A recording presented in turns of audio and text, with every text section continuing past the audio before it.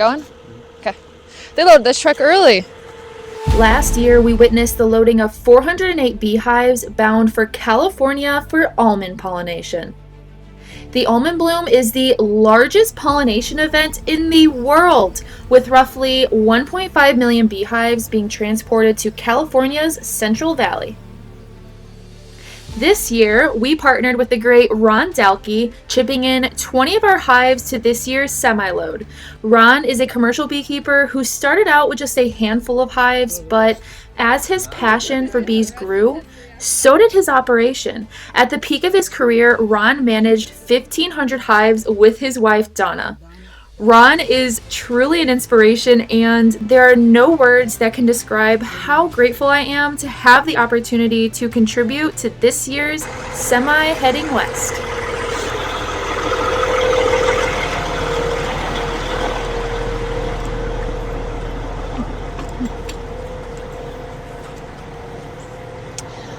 Well, I don't know how to help.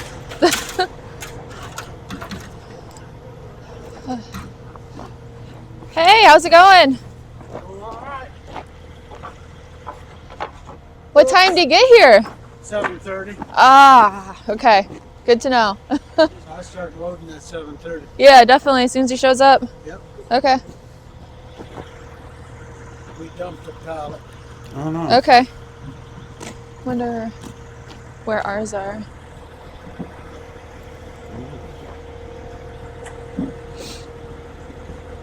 I mean, ours are just regular. Right here. They're right here on the end. Right there. That one, look. Well, no, not that one. Maybe. Or maybe not. Nope. I don't know where they are. So the original plan was to get out here before the semi-truck was completely loaded up. There are 408 beehives on this full semi going to California, but unfortunately it came a little bit early and we didn't get here quite on time. I should have left as soon as I woke up this morning. I'm kicking myself now.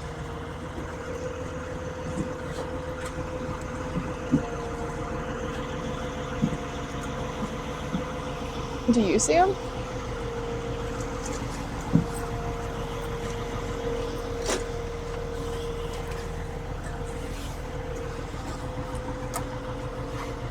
No? No, I'm meeting. So 2 weeks ago, we loaded up our 20 hives and brought them out here to Ron to store for a couple weeks and to get them all sprayed off and ready to go. We have had some pretty bad weather the last couple weeks here in Michigan. Like I said, this morning it was -2 degrees when I woke up. And last week they ended up getting 1.5 feet of snow. So we were worried that trying to transport them out here would have been very difficult. So we did a little bit ahead of schedule, and just judging by how early this truck showed up, I'm really glad we did that. So when you bring hives out to California for almond pollination, they have to go through a grading system. And what they're looking to see is a 6 to 8 frame average for your hives for the size of your cluster. Now, this can be really difficult, especially being located in Michigan with the weather we've been having lately. But this is what our clusters looked like going when we were pulling them and putting them on the trailer. So we're pretty confident that they're going to do well. Also, we had to make sure they had a ton of honey on them because since they are being put directly on almond fields, it's actually possible they could starve before and after the bloom. So this is just some of the general guidelines that we had to make sure we had in place when we were getting the hives and picking which ones were good to go. Because that's our lid. Did he combine it on another pallet? Because that's... Oh, wait, no, that's a pallet. That's a pallet. Okay. Where's the hive door?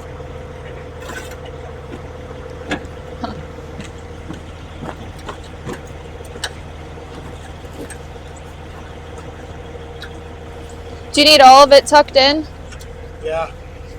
Today, we're in Berrien Springs, Michigan, and I did a quick Google Maps to see how far these bees actually have to go, and they actually have to travel a whopping 2,000 miles to get to California's Central Valley.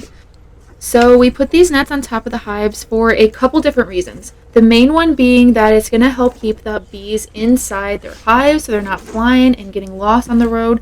But also, this netting protects them from the elements and gives them a little bit of shade on their travels. Moving bees can be extremely stressful, so every detail matters.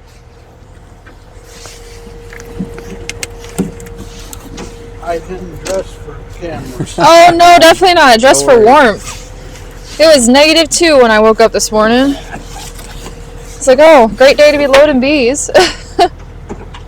At least they're not flying. Never come out to look at us. They Good. didn't even come out of their hives? Nope. Yeah, they're too cold. Did all 5 pallets make it on? Yeah. Okay, cool. Oh, they're the ones right up in here? Yeah, I thought I saw 2 of them. Those are our 5 right up in If there? I could see our gray lids. Yeah. Can you see it on the camera? Yeah, so these. Those are all our pallets? Like we Yeah, you said? can see our bee fit right here. Oh, The yellow. you guys can't see through it. Yeah. There's our bee fit. I know you guys won't be able to see through it, but And this one right here. This one right here too. You can tell because of our gray lid and that's our box colors that we do. there's our box. Yep. So they're on the road, are getting ready to get on the road. No, it's not a ton Yeah, of and they pallets, but Yeah, and they 5 started at 7:30 and it's 10 o'clock right now, so that's not too bad, 2.5 hours. Mm-mm. With only 2 forklifts.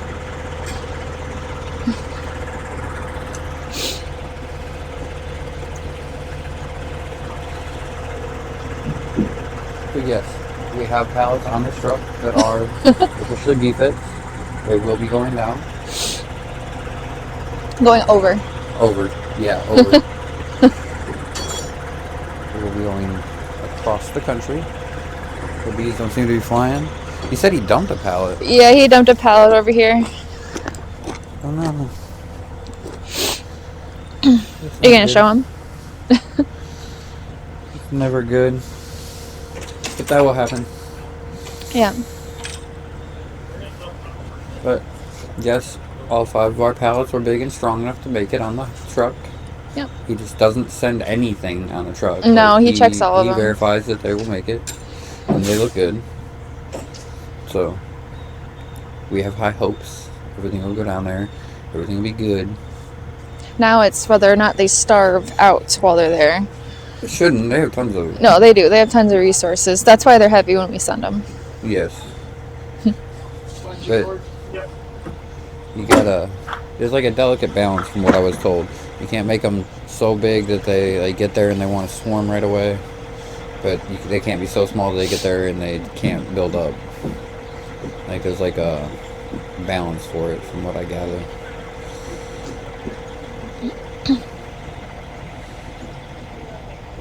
How are you today?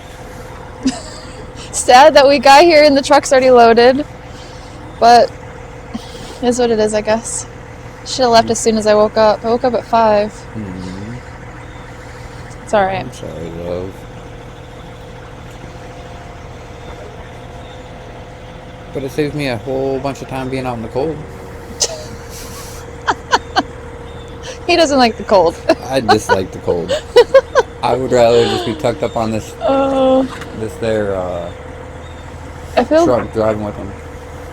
I know. I feel bad. I feel like I'm not really doing much to help them, but like, I think it's pretty much. yeah, it's like pretty much done. And they already sprayed them all off. Because they usually spray them. That was the only thing we didn't get to do when we dropped them off is you got to make sure there's no twigs, no cobwebs, no spiders, no ants, no leaves, no anything. No plant debris or any sort of debris on the pallets. Otherwise, they'll reject them. So going to California is like going to a different country. They have border patrol. So these hives should come back super thriving. Yeah, we're gonna have 52 strong hives coming back from California. Mm-hmm. Gonna figure out what to do with that. That's gonna be a handful. Well, we'll make quite a few splits, and we'll get our hive count to 10 million Because we just want to grow that fast. We're going to have 10 million hives by next summer, guys. What do you mean? That's not even your planning. You're the queen breeder now. 10 million hives. I get to plan it all. We're going to have a jumbo jet with a fork truck on it. We're going to fly with a fork truck on our jet. Yes. We are going to pick up the jet with the fork truck, and we're just going to fork it across America. See, we can get crazy. We can have tons of crazy ideas. It's actually not too bad out. Yeah, let's see what they're doing on this side. Yeah. We're just standing here kind of B-rolling it.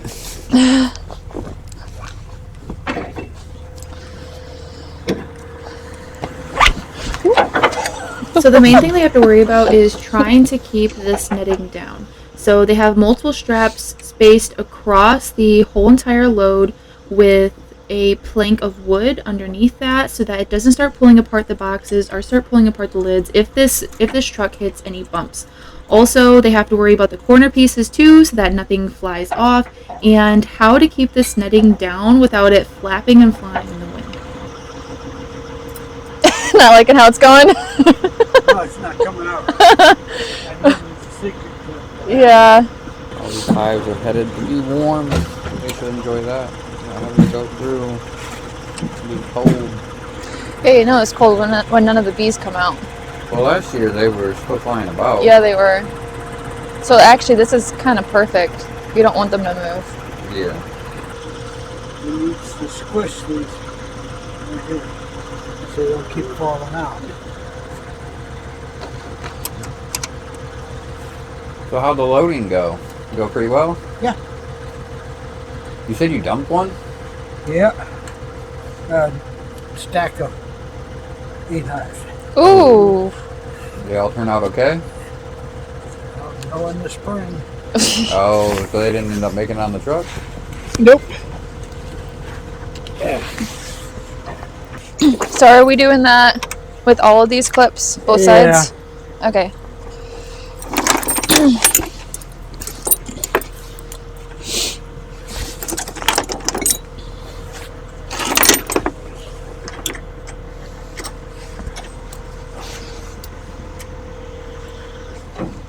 We'll probably readjust.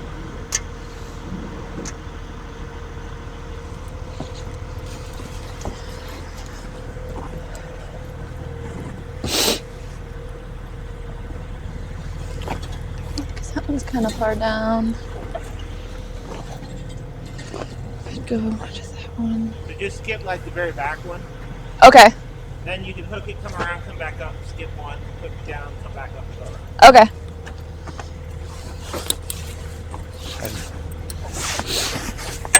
Is this the very back one right here? Yeah, you said skip that one. Okay.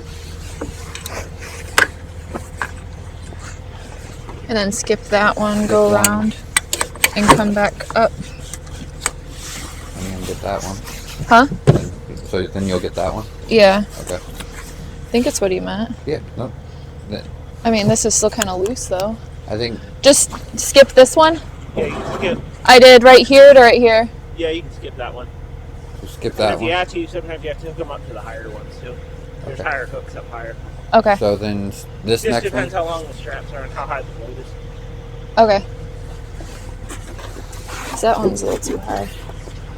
I just don't like how that one's coming off. Well, if they have to readjust that one, that's fine.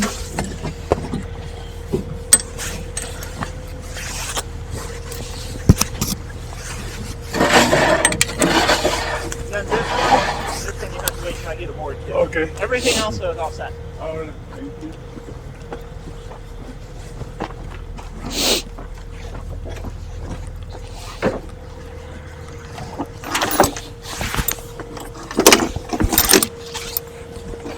This is ready to break. Oh, yeah, it is. You know, it's crazy to think that spring is actually right around the corner.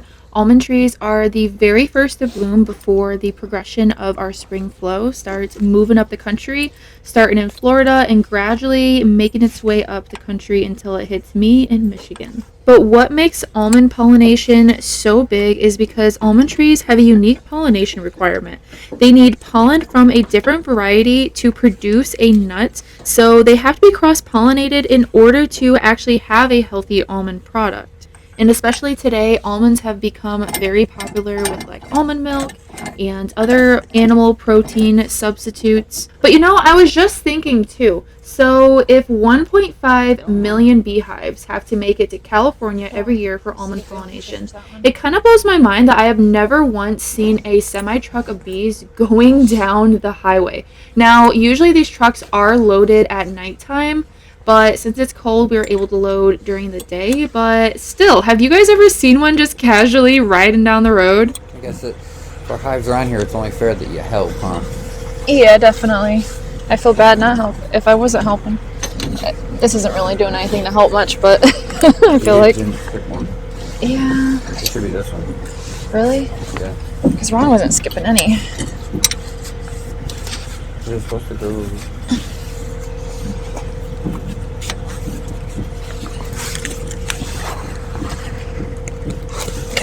Teamwork makes the dream work. I mean, I can try to. I don't think that one will. I think you need to go back up. Yeah. I just don't know if it will.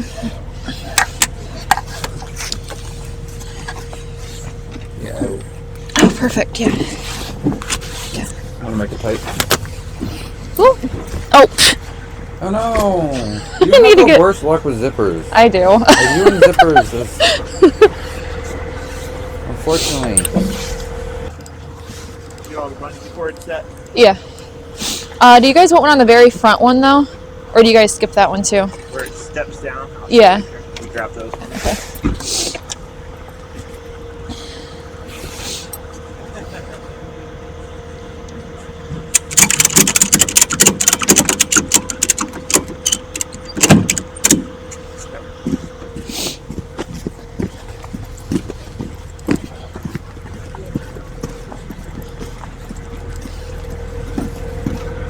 Right here.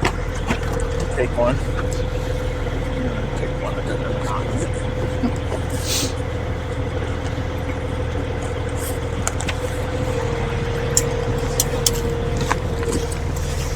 Down to find wherever we look Okay. at, and it keeps the corner down. Oh, okay. And this one, the strap will hold all that in place. Okay. The rest of them look fine. I think we just have to do the other corner on the other side. Yeah. Okay, I can do that. What are you about to do? Just strap the front corner down so that it doesn't come apart and start flying.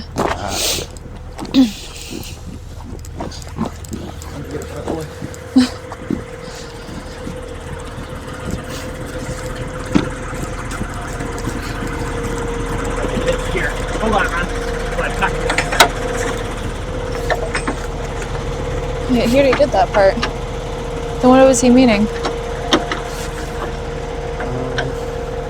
Unless these front ones still need to a little bit. Put it on the corner of the pallet and then it doesn't coming up. No, that one right there. Oh, come on.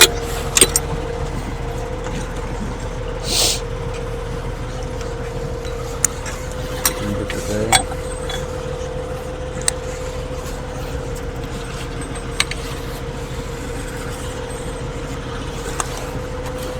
Did you skip one? No, not this one, just because the strap's gonna hold this one down. Strap's gonna hold that down. It was just this outside piece. You got a strap And on the ground. didn't I just drop that one? I think somebody picked it up. Oh, did they? Yeah. Maybe he grabbed it. It's hanging. That was the last one It's anyways. hanging up right there. Oh.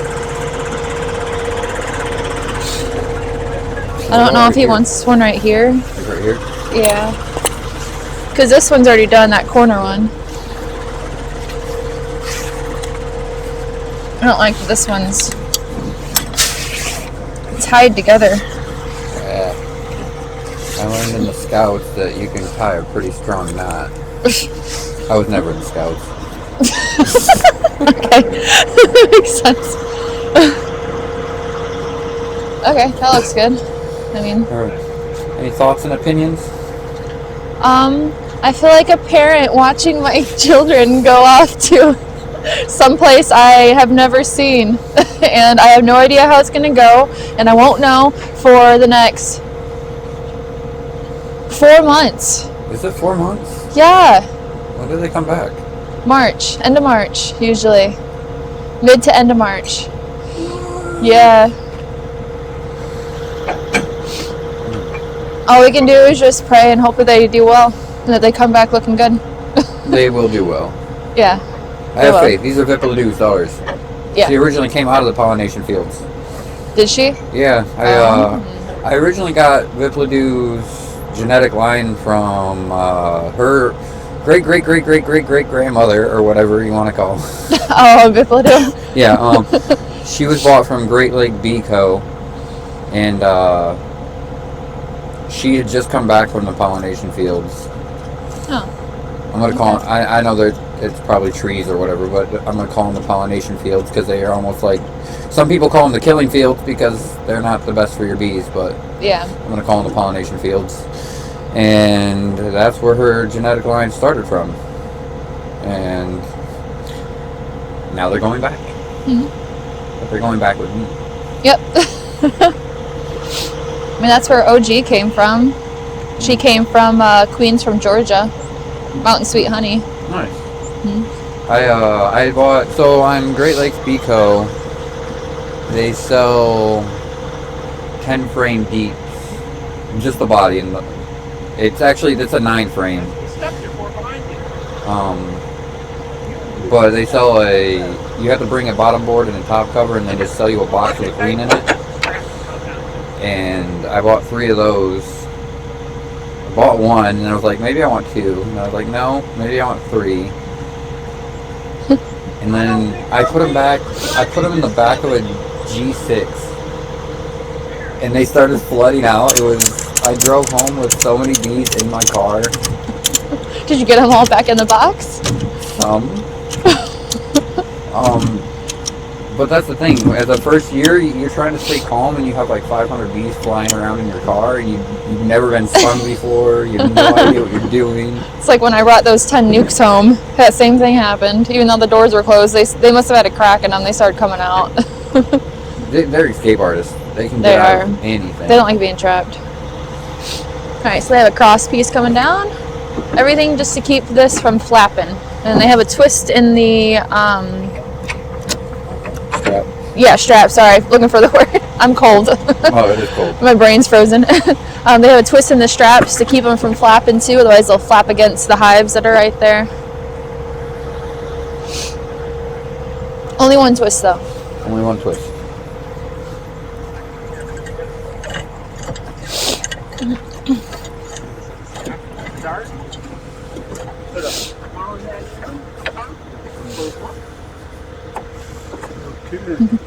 Got good old Caleb on a ladder. So, Caleb. Hey. Oh!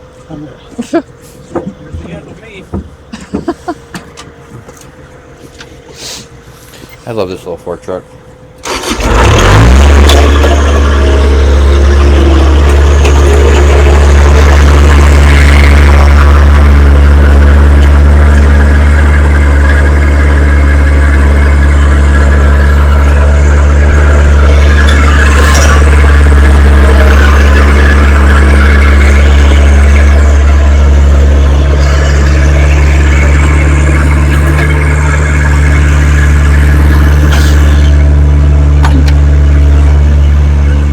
So this is actually called a swinger. We have learned that you can't just get any old fork truck to be able to go out into fields that have mud, or really just anything that involves driving outdoors. Those fork trucks can be really heavy.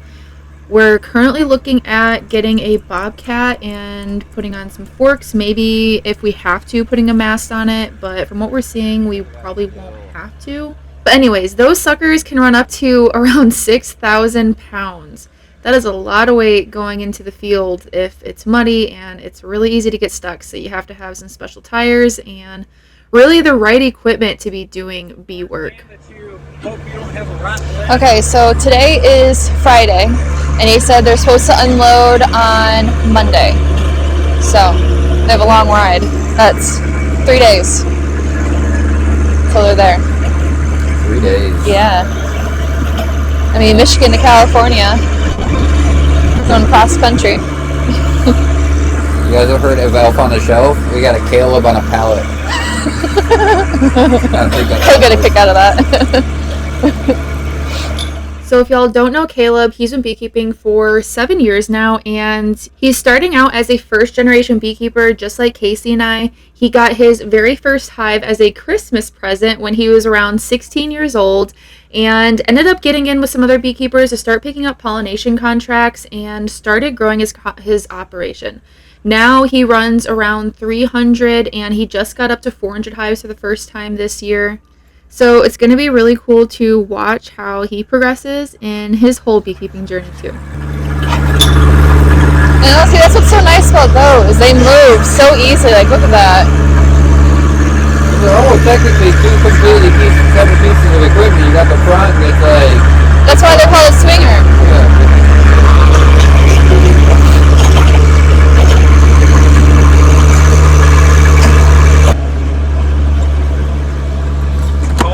Yeah, it is. I love the gloves, man. Show us these gloves. Like straight up murdered a bear. You know, they came in handy when I was getting the hives on the right pallet stuff over here. So Oh, okay. I had to swap all the pallets because some of them were a little dingy, a little rotted.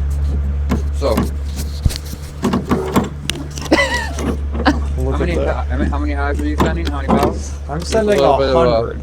How many? Just 100. Oh, yeah. So how was your season this year? It was okay. Didn't help that our weather was terrible. Yeah, we had a really bad year this year in terms of just like all the trees skipping, and Yeah. there was that dearth in the middle there too. We had no flow until the last week of July, first week of August. Usually we don't have any flow in August, but this year we had a flow in August, and they just didn't build up at all. Like, I mean, they built up nice, and I took pictures of them. It was just a big, beautiful double deep colony doing nothing, not flying. It was like 85-degree day in July, and it's like, shouldn't you all be working the trees? And nope, nothing. And so, Dang, well, that stinks. yeah. I think I averaged 14 pounds of the colony, 16 pounds, so not too much. Yeah. At least he got something. Yeah, 10. Yeah. Yeah, I'd have to say about 14, 16 pounds. Yeah, so not a whole lot, but could have been worse, could have been better. I mean, at least you're sending some. At least you had some strong enough to send. Oh, yeah. 100's not bad. That's pretty good. Yeah, Good number. I took a pretty hard loss because of, the no flow build-up. But, what can I say? Yeah. It's beekeeping. Last year was excellent. This year was not so great, but... Yeah, we'll see how this year goes. This year, hopefully we make more. Do you have the rest of them going in there, I'm guessing? The rest of them going in the building, so... Yeah, that's good. Yeah. Plans for next year? Huh? Plans for next year? Get up to about 300. I just did the math. I was up to 430 hives, and next year I'm just going to maintain a solid 300 and that'd be just good. to work a full-time job, and I'll be doing pretty good then. Oh yeah, it's gonna it's gonna be a lot. We've been struggling with it, but no, that's not what's what the you gotta economy do. and stuff like that. I mean, syrup to feed all my hives this year was like $16,000. Yeah, I bet. So that hurt. Pollen patty on top of that. I think I got $3,000 in pollen patties this year, and so that was like the cheap ones too. That wasn't even the good stuff. Yeah, that's the stuff you cut yourself, and so. And here we are, just making our own. That might be us next year though, so because we're trying to expand to probably like 200, 300. We'll see. Just depends. Okay, she's trying to expand. I'm breeding like it's going. Yeah, so we're splitting. Yeah. He's gonna focus on queen breeding because that's what he's good at. I'm gonna focus on the rest of it. You keep saying that's what I'm good at. Somehow you're good at the rest of it, but I'm not good at queen breeding. That's all you. That's your thing. we got all those mini mating newts. I'm gonna get them all up and running. Yeah. I'm trying to produce at least 400 or 500 queens next year. That'd be, if not more. I see people are doing good with that. It's kind of the way to go. Making bees and making queens and stuff like that. Yeah. I see a lot of people like doing that. Mm-hmm. So we hooked you up with what, like 50 cells this year? Mm-hmm. How'd they do? They hatched all really nice. Sad part is, well, those mated well. Then I had another friend. I've been buying cells from him for a couple years, so I bought another batch from him, and they all hatched out good too, but then it's turned nasty and rainy. So they didn't have a very good take. Beautiful queens, virgin queens, but a lot of them didn't have a good take because of the weather. The weather is terrible. Definitely. So, it was a year. It was definitely the oddest year I've ever seen. So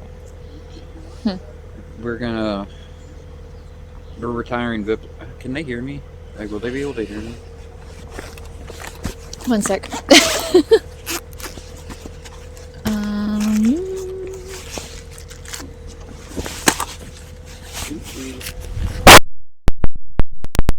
hopefully we have better weather next year. It's like it was started off really good and amazing. The hives were just packing out with honey. Couldn't believe it. They were swarming, and all of a sudden, midway through blueberries, it went to straight rain, and the stressors came on, and you could definitely see the hives were stressed out. Oh, for sure. And then it went from rainy to hotter than can be, and then it went back to rainy. I think we got all the rain that we usually get in a year in like June or July. We did. And then it was nothing after that the rest of the year. And right when basswood was blooming, we get a couple good days, and it'd rain, a couple good days, and then it'd rain, and it's like, well, that killed the basswood flow. Last year was intense in the sense that I was out in the bee yard, and I just started hearing this thing that sounded like a freight train. Turns out there was a tornado just a little bit of ways. Just a little bit of ways. Just a little bit of ways. Like, I could start hearing it. I've never felt something. I've never been outside, or really been around a tornado. Yeah. It was the weirdest, most oddest feeling in the world. That's funny you mentioned that. Ron had the same experience. I have not had that yet. Yeah, not a fun experience. No. I'm like calling Emily, like, oh, and we're off to see the wizard, the wonderful Wizard of Oz. Oh, I keep telling you guys I won't sing to you anymore. There we go. I guess we won't see him for 4 months now. Bye-bye. Yeah, they are. Ron, you excited to see him go? Okay. He's on the phone. Okay. Now he doesn't have to worry about doing snowed in. Yeah. Yeah. So, that's 5 of our pallets off to Cali. Yep. Let's see how they do. I have to say that it's not nearly... I know the one dude said it was a drop in the water of all the pallets and hives that'll go there, but it's a start, right? Yeah, we have a lot to learn with it too. I sent my first send, I think I sent 2 pallets out. It's just about increasing, Yeah. Huh? It's just about increasing.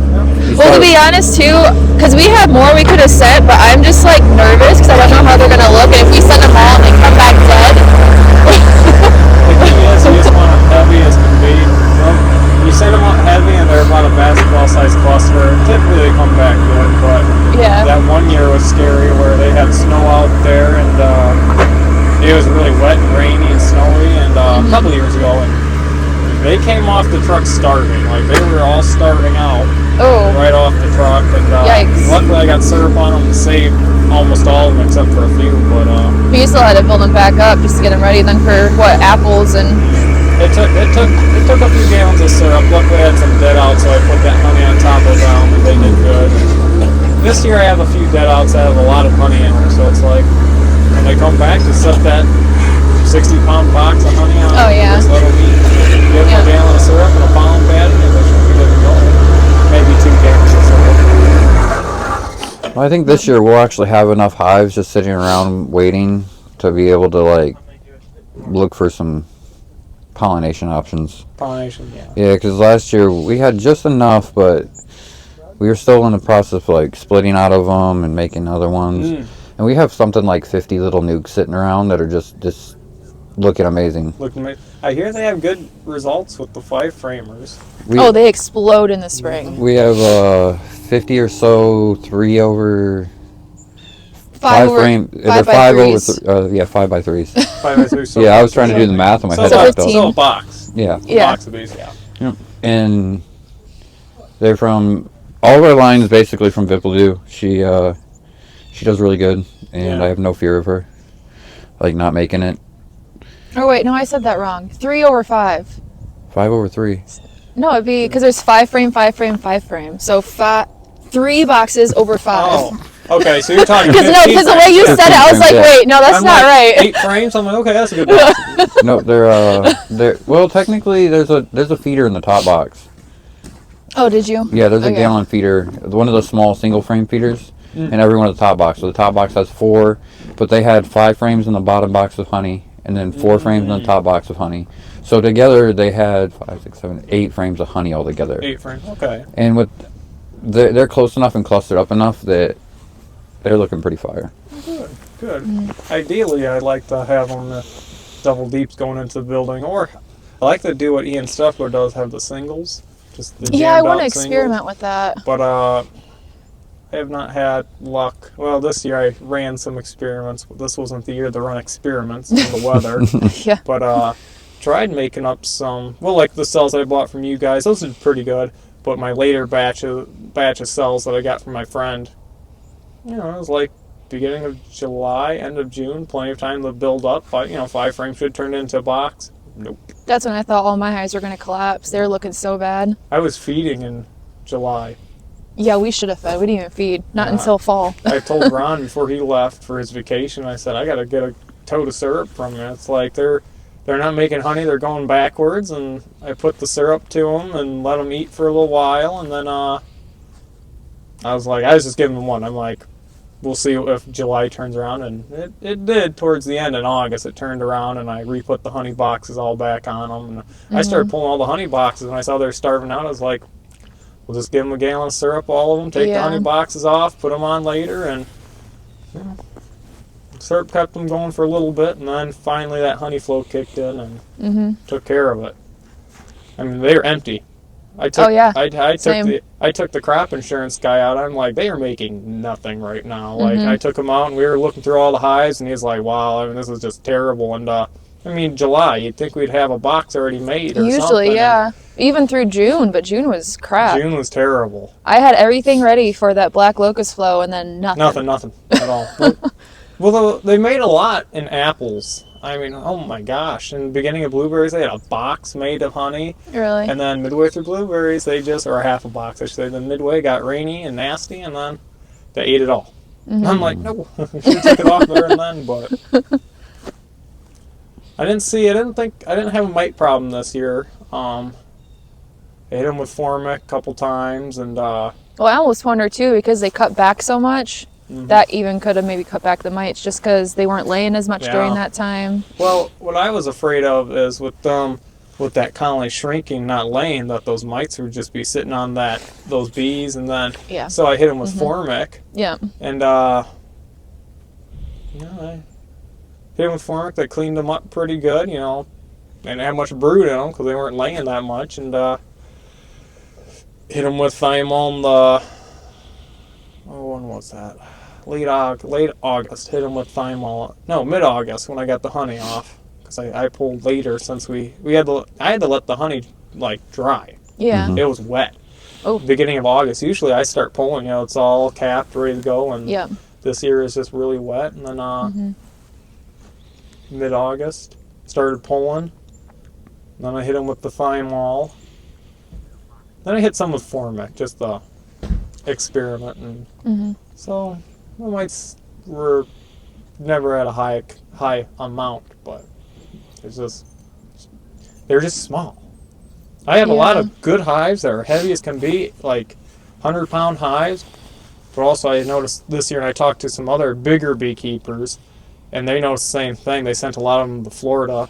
I don't, but the clusters were about a soccer ball size. Okay. You want those big basketball clusters like what we just sent off, but a lot of them were just smaller clusters, and they don't know why either. Well, I noticed that at least in a lot of our hives, they completely shut down brood in, I think it was October? Like the first week of October we started noticing it. Yeah. It was right when I finished up all of the feeding. I don't know. It seems like they kicked the drones out super late this year, though. I saw that too. I mean, up till we got the first snow, that's when I started seeing drones, because I walked I walked by a hive and I saw a bunch of dead bees. I'm like, what's wrong with you? And I looked, and they're drones just kicking them out. And I'm like, shouldn't you, it's like, didn't you already do that? And no, they kicked them out really late.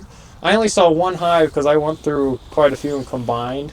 Some of the smaller ones. Good queen, good brand new queens, I mean, they're about a soccer ball size hive, but it's like, is there an experiment, I guess? You gotta love them. I love experiments. Yeah, so I shook about 30 of them, combined them, see how they'll do in the building, what they'll look like.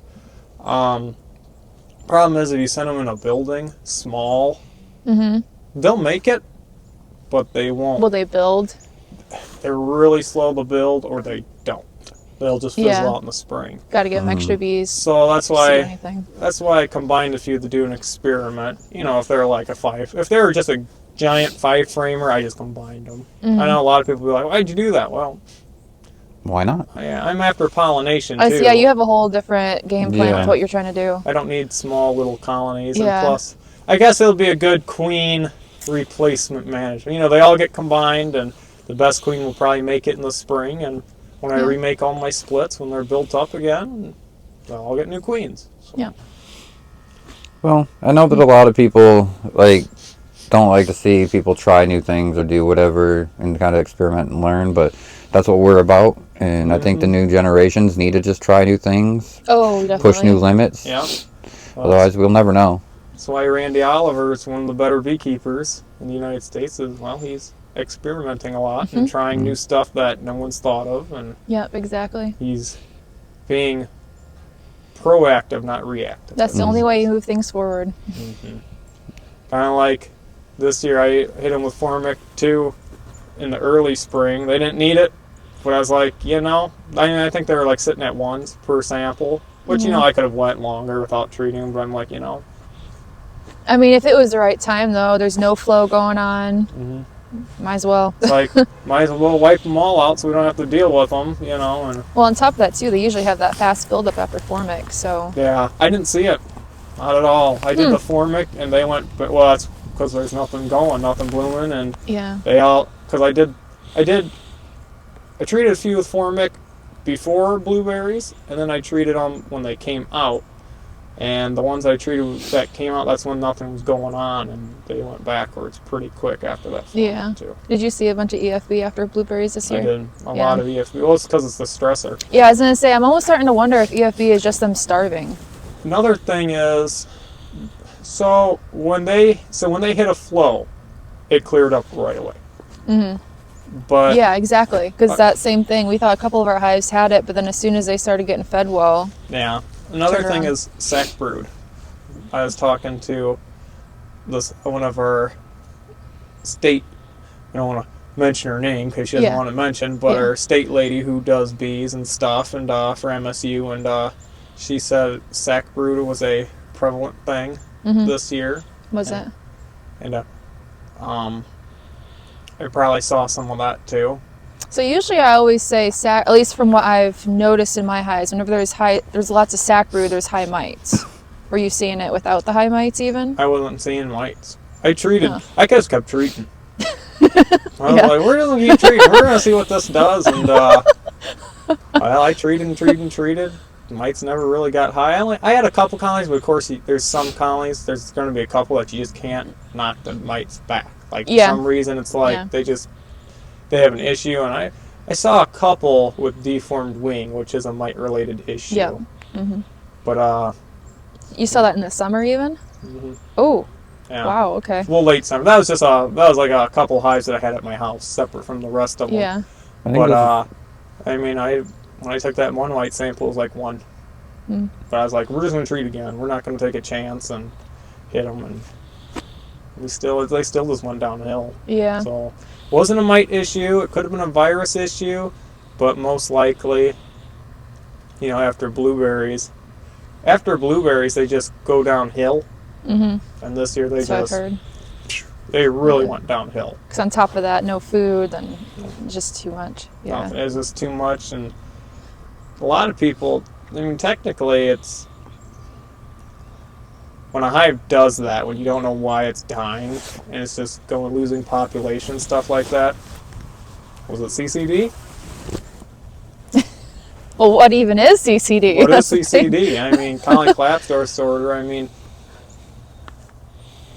don't know. Yeah. Have you heard about the Tropolalis mite? Yeah. Wait till Canada opens up their doors like they want to. Do they have it up there yet? Know what they're opening their doors. Randy Oliver just did a speech on this, or an boy. interview, and he was talking about it, and he's telling the Canadians, he's like, tell them no, we don't want your bees. You know, we don't want bees from Ukraine. We don't want bees from Thailand. We don't need that, Randy Oliver said. It's going to make Varroa mite look like nothing. Yeah, exactly. Blame Canada. Well, it's supposed to reproduce in the brood just like Varroa, but I don't know if any of the treatments we have even. Formic, Randy said. Oh, okay. I need to watch that then. That The only problem is the only Formic we have we just have the Mite Away Quick Strips and the Formic Pro. Yeah. That's it. They're like $5 a colony. For viewers out there that don't know, when you have to treat a hive that costs $5 a colony, it's absolutely ridiculous expensive. Yes. That cuts a lot of your profit margin out. When your profits are already pretty small. Yeah, when your profits are really small. And like I said, you got to put $16,000 worth of feed into your bees a year to get them ready for winter and stuff. You don't want to have what is it? If you treat a hive, you got to treat a hive about 3 or 4 times with Formic. Mm-hmm. That's just with Varroa. Who knows how many times you got to treat it with that? Oh my gosh, I know. What is that? 5 times 4, 5, 10, 15, 20 bucks a year? I mean, that's... You pollinate one time, that's half your pollination if you're getting $50 a colony almost, so... Yep. They need to make it legal where we can experiment with liquid Formic. I agree with that. Same thing. The Canadians have been using it for years. Same like OA, they finally made that legal where you can try no, it's not legal anymore because they have Roxanne. Did they switch? The strips that they're selling. Yeah. Yeah. They need to make this legal. All the other countries are using them except us. Yeah. So. Thank our government. Well, we'll hope that we figure it out in the years to come. Oh yeah, when there's no money to be made, then they'll say, oh yeah, you can try it now with Formic. Yeah, exactly. You can try your liquid Formic now. Well, I saw in the Bee Journal, Charles Linder was fighting that, is it like the EPA, I think? They're trying to make all treatments, you have to have a veterinary, written prescription for it. That's what they did with antibiotics. Yeah. For EFB, if people don't know, beekeepers back in the day, we dust them once or twice. Well, I wasn't around back then. But they would dust them and with antibiotics when the honey wasn't going on, so it didn't contaminate the honey, and it'd clear up the EFB, and you're good to go. Yep. Your hive would be good. During those stressor times like blueberries, or if you're pollinating a summer crop like watermelon or cucumbers or whatever, that's when EFB is prevalent in the hive. And they used to dust them, be good. Yeah. Now, you gotta have a vet script. You do. And also, too, just for the viewers that, when you're starting to pollinate, there's way more stressors on a hive than just like a backyard beekeeper, because you're moving them, they're coming in contact with all those different pesticides, fungicides, everything. Mm-hmm. So it's easier for them to actually get sick, so that's why you have to actually keep up on these things and do them. You have to be proactive and not reactive. If you're reactive, especially summer pollinations, your hives will not make it. They'll die. Yeah. They'll die, they'll fizzle out. A lot of people don't understand when you have mass quantities, like I have fields that have 150 hives in one location. There's not much for them to forage on. Yeah, exactly. Hence why I feed syrup. Yep. After the honey. After you pull the honey. Typically in a year, you don't have to feed. Feed them in the spring, and then after you pull the honey, feed them. They're good to go. But, we have to feed in pollination. Yeah, you do. Or even just like with almonds, they don't have any nectar being put out. They're only getting almond pollen when they need a variety of different pollens to keep them healthy. So almond pollen, they say, is really good for them. They do build up nice, but rarely do we see them come back with any almond honey. Yeah. Have you guys ever tasted almond honey yet? I didn't even know it existed. It's so bad. It's so bitter. So they do put out a little bit of nectar, just not a ton. Oh, some years they'll plug out. Oh, really? But I haven't seen that in 5 years. Oh, okay. So I saw some last year, a little bit of almond honey, and it was mixed. It wasn't like true almond. True almond is so bitter, you can't swallow it. It's that bitter. Like, it's like, I mean, you just spit it out right away. It's like, oh, what the crap is that? You know? Pardon my French. No worries. But yeah, it's pretty nasty stuff, but they just don't make it out there anymore, it seems like. Some year, I've had a couple hives where they get pretty heavy on it, but that's very far and few. Yeah. So, I just hope they make enough out there where they don't starve out and they come back.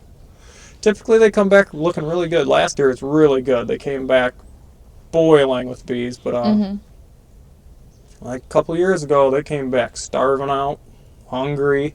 Good populations, which is, I mean, if I didn't get syrup on them right there and then, they would have died.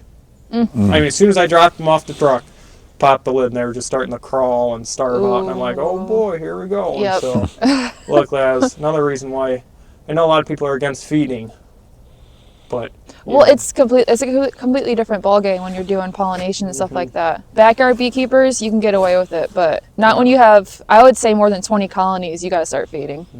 When you start getting that 20, 30 mark colonies in one location, they start not making, as much honey, and especially with the warmer falls too. That's what I ran into. I saw a few of them get hungry because they're just so active. So you can have a colony that's got 100 pounds of food on it, but it doesn't matter if you got a warm October where they're brooding up and they keep brooding up. Yeah. They're going to fly through that. So what are you going to do? You're going to let them starve out and be a bad animal husbandry, or whatever you call it, or are you going to feed them and keep your livestock alive? That's a big pet peeve that I have. A lot of people argue with me on that, as they say feeding your bees is bad. No, it's not. I'd rather have an alive colony than a dead one. Yeah, exactly. I'm with you. Heck, we were in that camp for a little bit of no feeding. I've come to the point where I've just realized that beekeepers will argue with you over everything. I don't know if they just get bored. I don't know what their deal is these days. It's a part of beekeeping. I find it amusing reading some of them. Sometimes I gotta stop and just breathe. Just get off line and not speak to them. See that I will put money on the fact that when I first started beekeeping, I know it wasn't 100 years ago, but people they were politer. You notice that too? Yeah, A lot politer. Whatever happened somewhere along the line, I don't know if these people just got older and grumpier and meaner, but they just became unfriendly. Yeah. I'll say this: when I first started, like the first couple of years, I thought I knew a lot. No, squat. But now that I've ran 400 something colonies by myself, it's like, and worked for a couple commercial guys. Now it's definitely like, I see where my mistake was here, and there, and but those mistakes help you build. Yeah. So you need to make mistakes. To berate other people for the mistakes they're making doesn't make a lot of sense to me. You know what I mean? I've made a lot of mistakes. And a lot of unintentional mistakes too, like getting sprayed on watermelons. I remember you telling me about that, That wasn't my mistake. That was another person's mistake that cost me a lot of money and a lot of livestock. And time. But, it's definitely a learning game. Every year. Like this year, who would have thought we were going to have to feed in July? I know, right? People that aren't from Michigan, July is the main time to make honey. June and July. And then maybe first week of August, but that's when it starts to tamper off. So. Well, May too. Yeah, May's pretty good. Last part of April and May, it smacks us because we have the autumn olive heavy by us. I'm in blueberries by then, so Yeah. I don't think I've ever had a autumn olive flow on my own bees. Oh. I mean, they'll make a little bit, but it's not like sitting in honey locations. So I truly don't know what my bees would do just sitting. For people that don't know, when I first started, I got in with a couple people. I just started doing pollination right away. So that's why I say I don't know what autumn olive does. If you just let 300 colonies sit there, how much do they make? I don't know. But when we move them into blueberries, which isn't far from here, it's just far enough where the 30-40 minutes difference, when it's blooming down here, it's not up there, and then when I pull them out from up there, it's just starting to bloom when I bring them down here, and ours is ending. So I miss that. I miss that nice flow. Yep. Yeah, that's no fun there. But All right, guys, I gotta put my hands in my pocket for a minute. I'm shivering. I'm so cold. But it's always great talking to Caleb. Yeah. talk to you all too. And we will come back here in a second, but I have to go warm up. My fingers are so cold. Burr.